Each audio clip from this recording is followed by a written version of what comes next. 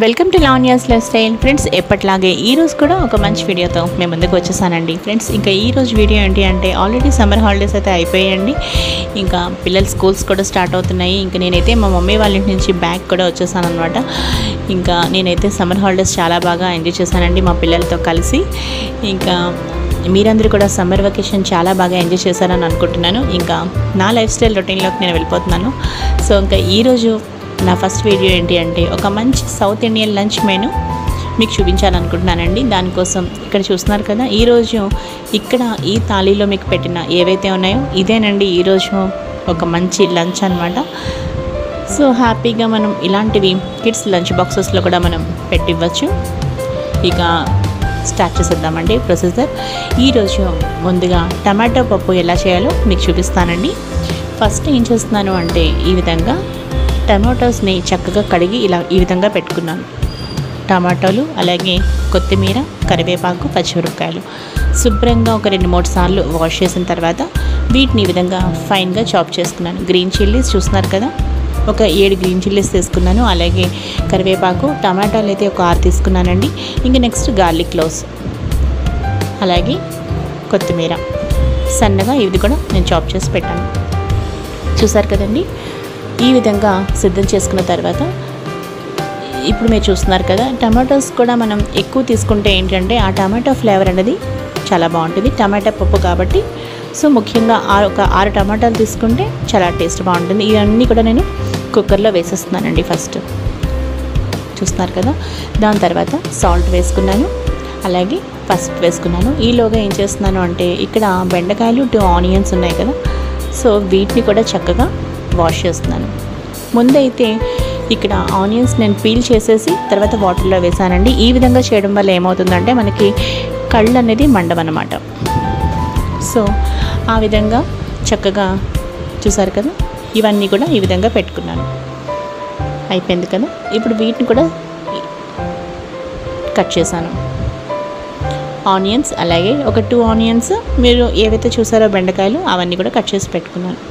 So ఇదొక మంచి కోంబోగా మనం చేయొచ్చండి. చక్కగా ఎప్పుడైనా ఈజీగా అనమాట, మంచి కాంబినేషన్ కూడా అనమాట. టమాటా పప్పు అలాగే బెండకాయ ఫ్రై చాలా బాగుంటుంది. సో ఇంకా ఆయిల్ వేసుకున్నానండి. ముందుగా నేను ఏం చేస్తున్నాను అంటే ఒక స్టవ్ మీద ఇప్పుడు ఆయిల్ వేడైంది కదండి, ఇప్పుడు దీనిలో నేను ఏం వేస్తున్నాను అంటే ఆనియన్స్ వేస్తున్నాను. మొత్తం ఆనియన్స్ అన్నీ కూడా చక్కగా కట్ వేసుకున్న తర్వాత ఇప్పుడు నెక్స్ట్ నేను బెండకాయలు అన్నీ కూడా వేస్తున్నాను. బెండకాయ ముక్కలు కూడా మీడియం సైజులో పెట్టుకున్నానండి. ఇలా ఈ విధంగా మనం చేయడం వల్ల ఏమవుతుందంటే మనకి ఈవెన్గా ఫ్రై అవుతాయి. మరీ సన్నగా కట్ చేసామనుకోండి బెండకాయలని, అవి మాడిపోయే అవకాశం ఉంటుంది. సో మీడియం కట్ చేసుకుంటే ఈవెన్గా ఫ్రై అవుతాయి. అలాగే సాల్ట్, అలాగే పసుపు వేసి ఇంకా మూత పెట్టకుండానే నేను ఫ్రై చేశానండి. ఎందుకంటే మీరు మూత పెట్టారనుకోండి మళ్ళీ అవి జిగురు వచ్చేస్తాయి అన్నమాట. సో మూత పెట్టకుండా చక్కగా ఈ విధంగా ఫ్రై చేశాను. కావాలంటే ఒక 2-3 స్పూన్స్ ఆయిల్ మీరు పడితే వేసుకోవచ్చు, నేనైతే వేసానండి. ఇంకా లాస్ట్లో రెడ్ చిల్లీ పౌడర్ వేస్తున్నాను. ఇది కారాన్ని తగ్గినట్టుగా వేసుకోవచ్చు. సో అంతేనండి, ఇంకా మనకి బెండకాయ ఫ్రై అయితే అయిపోయింది కదా. సో దీన్ని తీసి మనం పక్కన పెట్టేద్దాం. ఇప్పుడు ఒక్కసారి బాగా కలిపేసాను. స్టవ్ కూడా ఆఫ్ చేసేసిన తర్వాత కలిపాను అనమాట. చూసారు కదా ఎంత పొడిగా ఎంత చక్కగా మనకి అన్నీ ఒకే విధంగా ఫ్రై అయ్యాయి. ఇక అక్కడ మనం ఏం చేస్తున్నాము, కుక్కర్లో మీరు ఆల్రెడీ టమాటోస్ అన్నీ మనం వేసుకోవడం అన్నీ చూసారు కదా. పసుపు వేసుకున్నాం, సాల్ట్ వేసుకున్నాం, అలాగే పప్పు వేసానండి.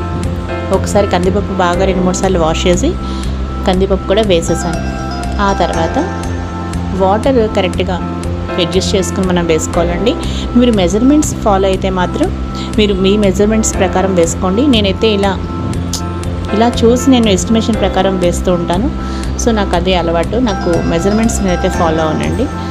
నాకు ఇలాగే అలవాటు కాబట్టి నేను ఈ విధంగా వేస్తున్నాను. చూసారు కదా, చాలా చక్కగా మొత్తం ఎక్కడ వాటర్ ఎక్కువ తక్కువ కాకుండా కరెక్ట్గా మనకి అలా సరిపోయింది.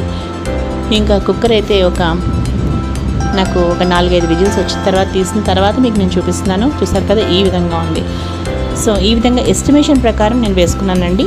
మీరు మెజర్మెంట్స్ ఫాలో అయితే మాత్రం మీరు అదే ఫాలో అవ్వండి. ఇంకా నెక్స్ట్ జీలకర్ర, ఆవాలు, ఎండుమిరపకాయలు చూసారు కదా శుభ్రంగా ఆయిల్లో వేయించాను. ఆ తర్వాత కొంచెం అలా ఇంగు పోపు పెట్టేసాను అనమాట. ఇప్పుడు బాగా కలుపుతున్నాను. చూసారు కదా ఈ విధంగా మొత్తం కలుపుతుంటేనే మీకు అర్థమవుతుంది ఎంత బాగా పప్పు మనకి ఉడికింది. వాటర్ ఎక్కువ అవ్వలేదు, తక్కువ అవ్వలేదు, కరెక్ట్గా అలా సరిపోయిందనమాట. చూసారు కదా చాలా చక్కగా అయిపోయింది. ఇక మనం దీనిలో ఇది ఇలా వదిలేయకుండా కాస్త చింతపండు పులుసు అయితే తయారు చేసుకోవాలండి.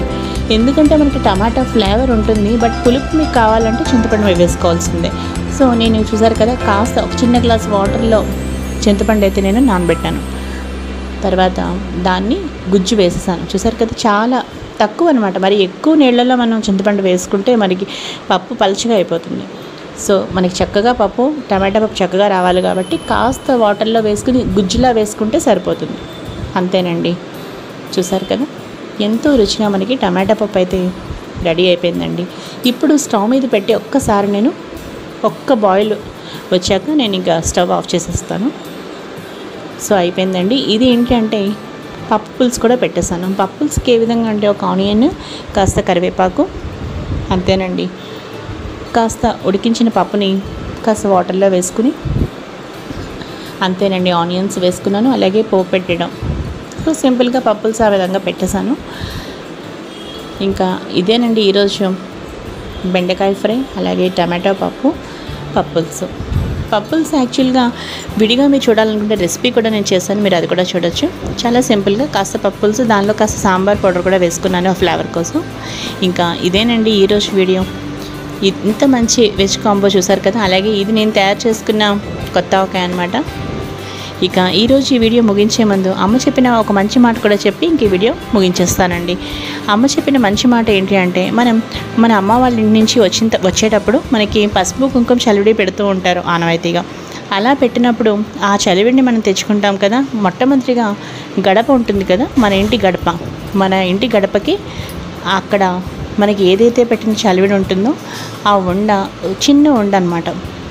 చిన్న ఉండ కానీ లేదంటే రెండు ఉండలైనా సరే అటుపక్క గడపకి అటువైపుగా ఇటువైపుగా పెట్టి అప్పుడు మనం లోపలికి వెళ్ళాలండి.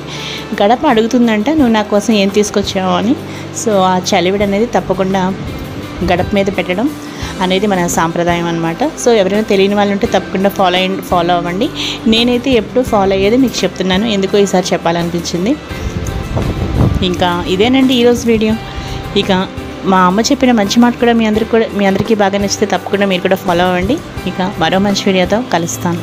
Keep on watching Lavanya's life style.